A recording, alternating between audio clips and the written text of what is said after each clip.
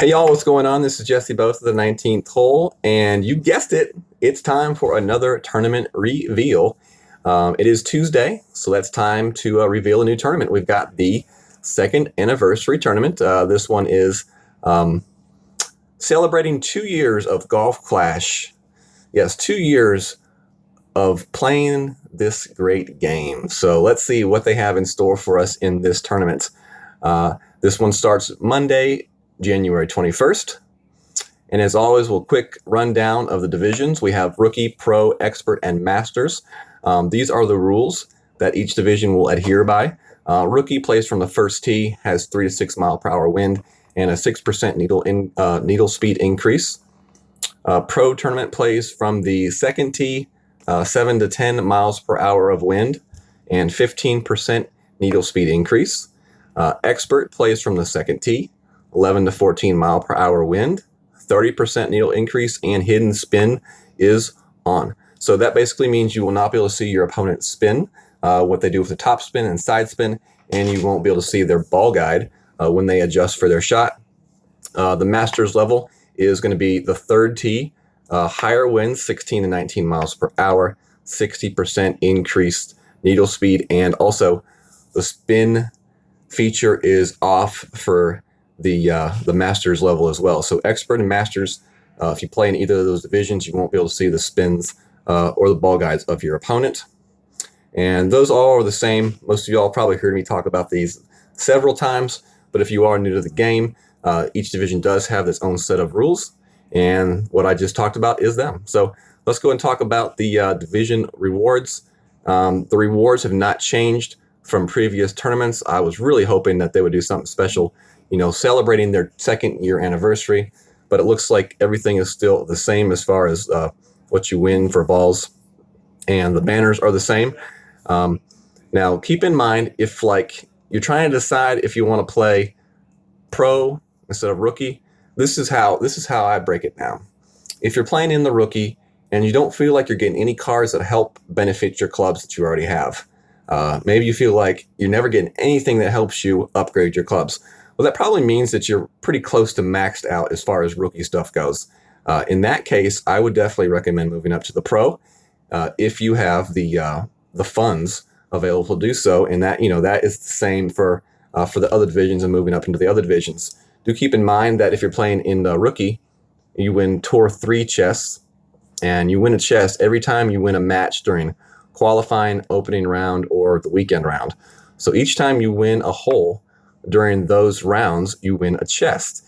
And a Tour 3 chest in Tour and a Tour 3 chest in the actual tournament are different. You actually get more club cards in tournament chests than you do in the Tour chests.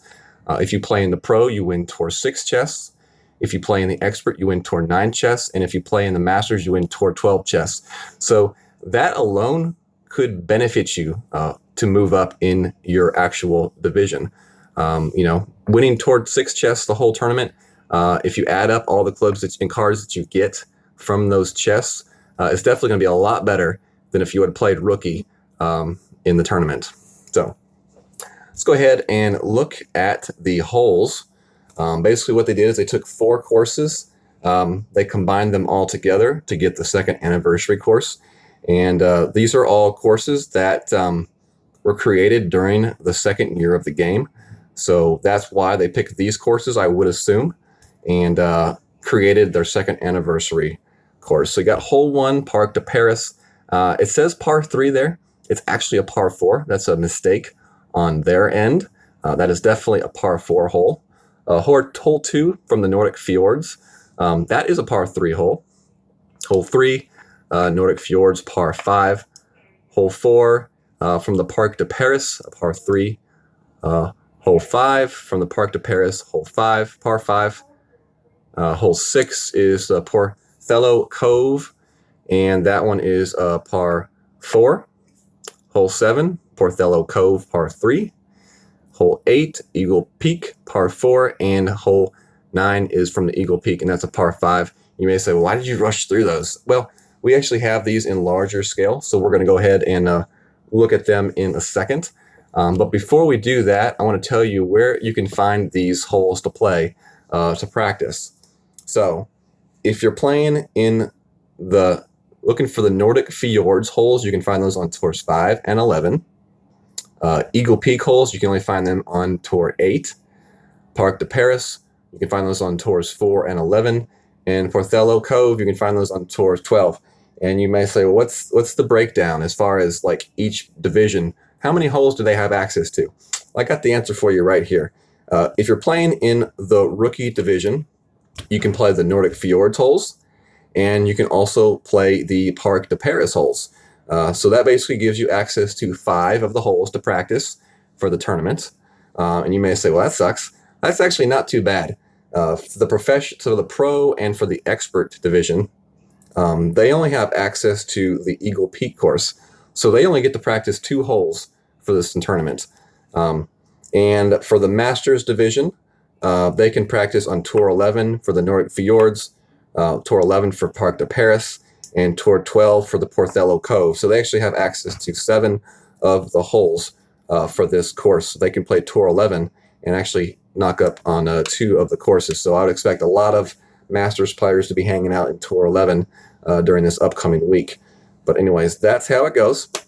So let's go ahead and we're going to take a quicker look at some of these holes real quickly. I will be doing my regular guide videos for the rookie and then also for the pro and expert like normal. I'm going to try to have the rookie out for Thursday and then the pro expert out for Friday. That is what I'm going to try to do. You never know, family stuff sometimes gets in the way, but family first. And we will get you the information out though as well, along with the note sheets as well that will be available on the Golf Clash the 19th hole. They'll be available on the Reddit site and then several other Golf Clash communities and Facebook as well. So first off, we got hole number 1 here. And this is a Parc de Paris hole, par 5. Basically, you have a couple options on this hole. Some people will play their shot, where it bounces here and they go up into this zone here.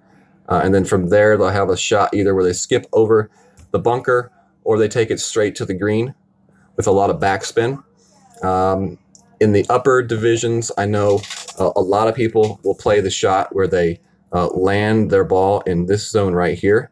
And they're going to use a driver with a lot of topspin because they are going to actually hop their shot over the bunker, land it in the rough or just on the edge of the fairway, and roll their shot up into here for a wedge shot to the green. That is the way that most upper division players will play that hole. And if you're in the rookie, you're going to play that shot to the right side. As I said, in each of the guides, I will go into a lot more detail and specifics on how to play these holes. We're just going to kind of go over just like the fundamental approaches here on this video to kind of get you all remembering these holes and in the right frame of mind. So, all right, moving on. We got hole 2 here. This is a par 3. And this is a hole that you can play it several different ways. And it really depends on the way that you have the wind on this hole. So you can either play it for a bounce from here or a bounce from over in here. And it really just depends on what kind of wind you have. If we have a left to right wind, we'll play the left side bounce.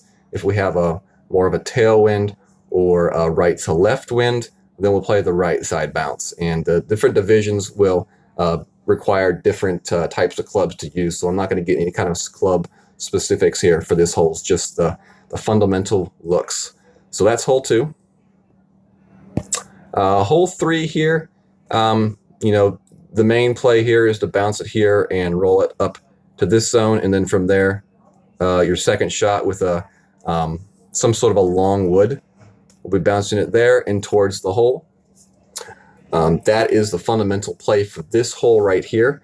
A lot of people are going to play it that way. I don't think playing it to the right side is really an option.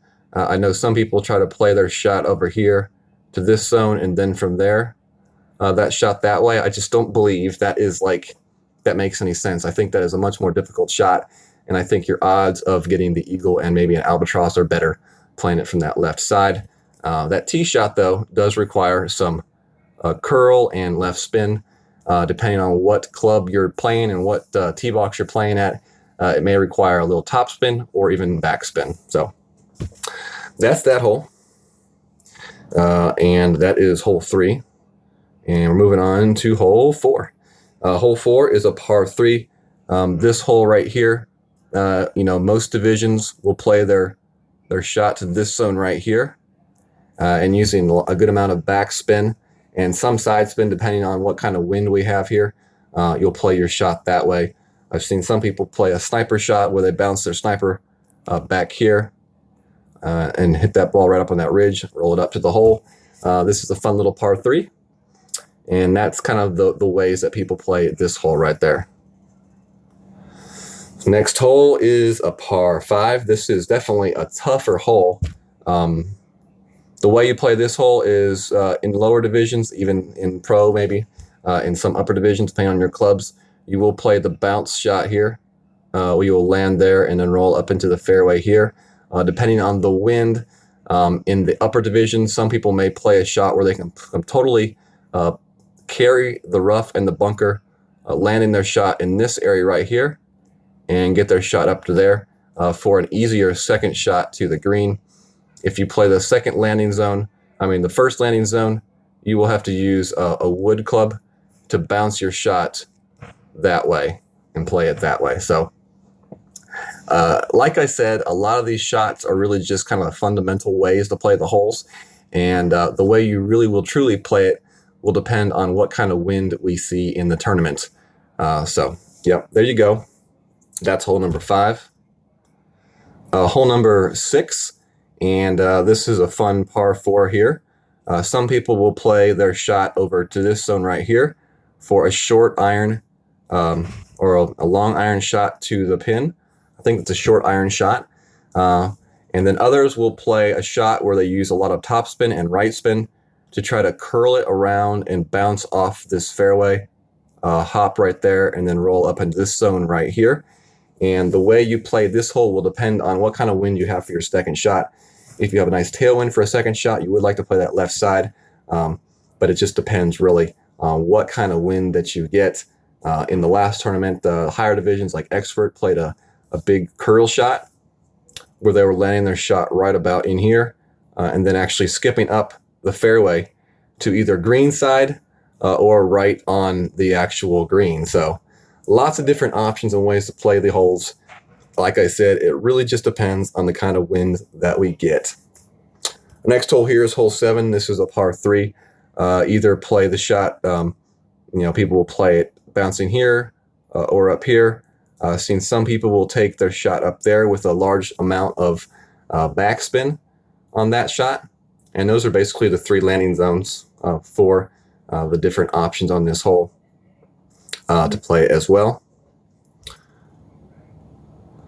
Hole number 8, a par 4. Your options is to either blast your shot down the fairway for a second shot towards the hole that way, or you can try to bounce your shot here through these trees with some topspin, land your ball here for a second shot that will hop off this island and to the hole for a possible eagle that way. Definitely a tough eagle hole. Most people you'll see will get the birdie here. So either play a blast shot to the right or you play a more finesse shot off the tee to the left through the trees. And then from there you will have a long iron shot to the hole with, a hop off that island. I think I played the Saturn last time on that shot. So that's hole number 8. And then finally, hole number 9. A lot of this may depend on what kind of wind you get, but the main play here is going to be a hop here and over to this zone right here. And then from there, you'll have a second shot rough bump to the hole, hopefully.